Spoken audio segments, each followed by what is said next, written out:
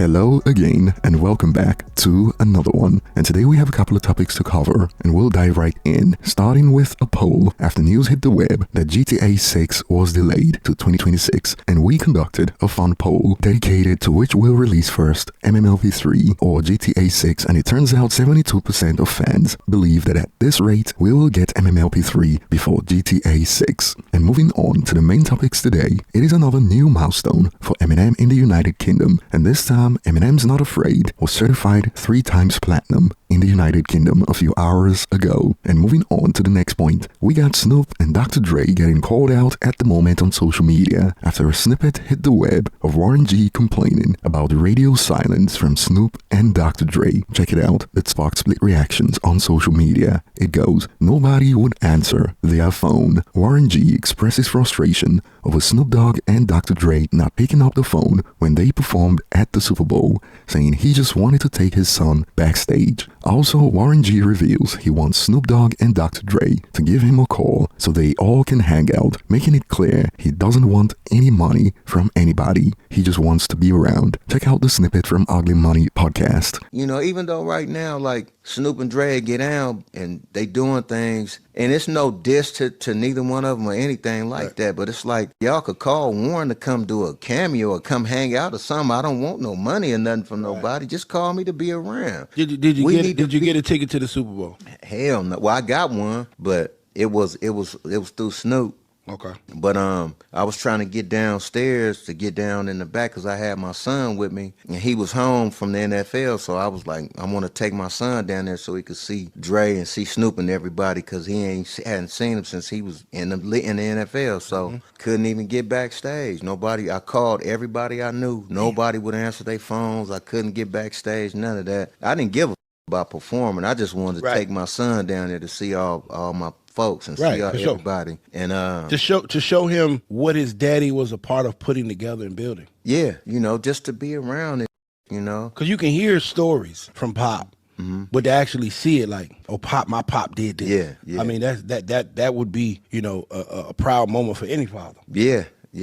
And that's what I was on, and I didn't care about performing. Yeah. Now this is crazy. That's how Dre wanted it. Yeah. No, this is crazy though. And of course, this sparked a dragging session on one end, as some users went off with takes like, "I'm about done with Snoop, to be honest. A lot of clownery going on with cars lately." Come on, man. You think this shit is cool?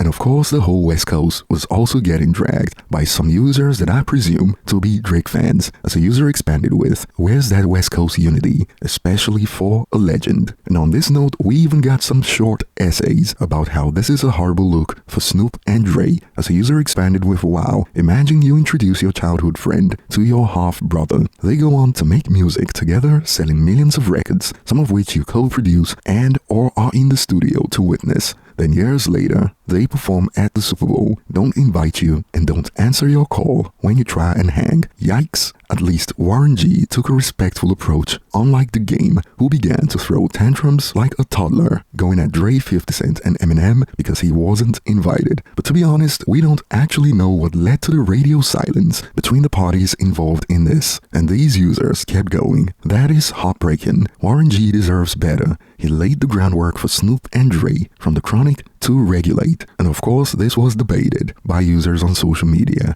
However, there were also users who put him on blast for taking this to the web. As some have expanded, all these old heads have no clue what should be addressed privately, always running to these bloggers and podcasters, although in this case, he clearly stated that he can't get in contact with them, so perhaps using the podcaster's platform was the best way for him to get word out about how he feels about the radio silence between them. And we got more on this note. Why do you want to hang out with people who don't want you? And telling this publicly, have some pride. And I'll be looking forward to your thoughts on Warren G's comments. Do you think this is a horrible look for Snoop and Dre, or do you think Warren G was out of line for putting this out there on the internet? Share your thoughts below. And when it comes to the West Coast, we got another report that looks to put a smile on the faces of Drake fans, as they love to see commotion in the West Coast right now. And we are talking about a tweet from Absol that sparked some split reactions on social media after he posted this. So, according to the numbers/analytics analytics, or whatever the F. A tour for me has yet to be finalized. Soul Burger dropped last November. I'm not pointing any fingers, but damn, I feel like that was some of my best work. Something's in the water for sure. This feels similar to the end of physical distribution, which ultimately resulted in the fall of my family-owned record store, Magic Disc Music. I suppose I say all this to apologize for the delay to anyone who anticipates seeing it performed live. I do hope to see you soon. And of course, this was interpreted by some users to be shots fired at TDE, and this response to his tweet went viral. Your album sold 8,000, Doechii sold 3,000 more than you, and TDE has been going above and beyond to prop her up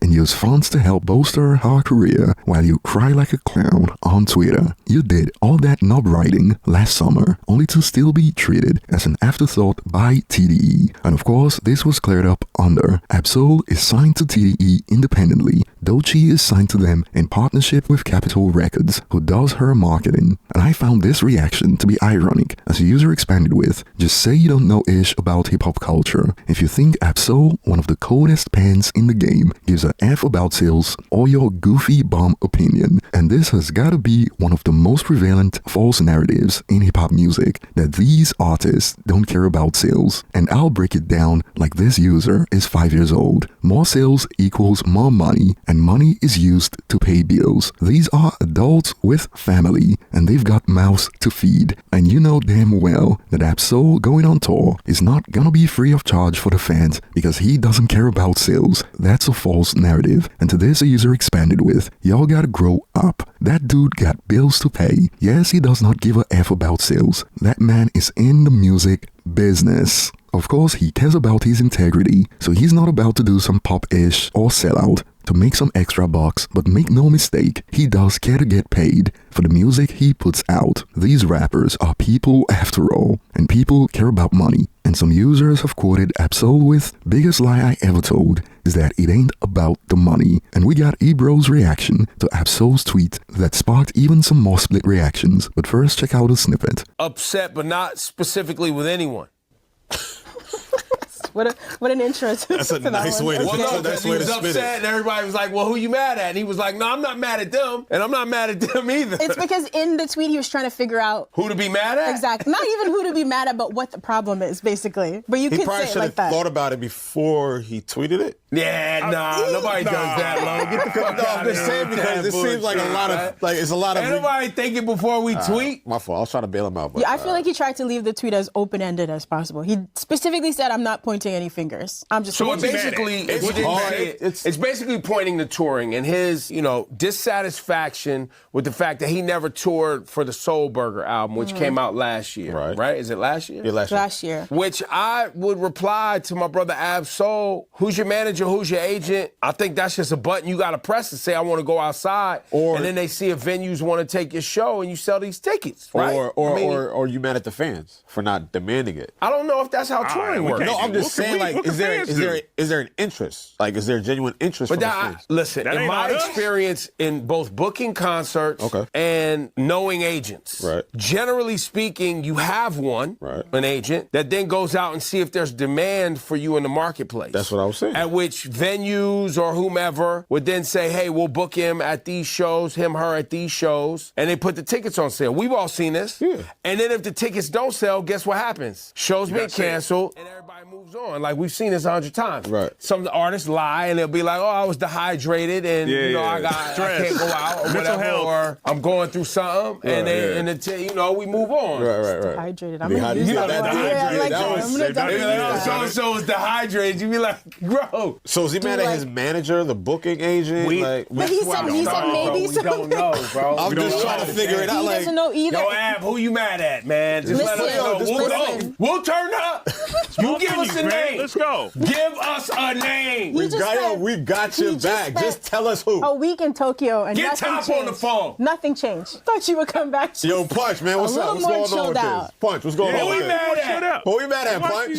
And some believe that he's getting shortchanged by TDE with reactions like, this dude is blind. I know Top had a field day drafting up his contract. Dude's contract probably looks like a yellow page. And some of these fans certainly play too much, as a user expanded with, once again, Anunnaki raps only takes you so far. Oh, Oh, man. Ooh, we're failing as a people. Ooh.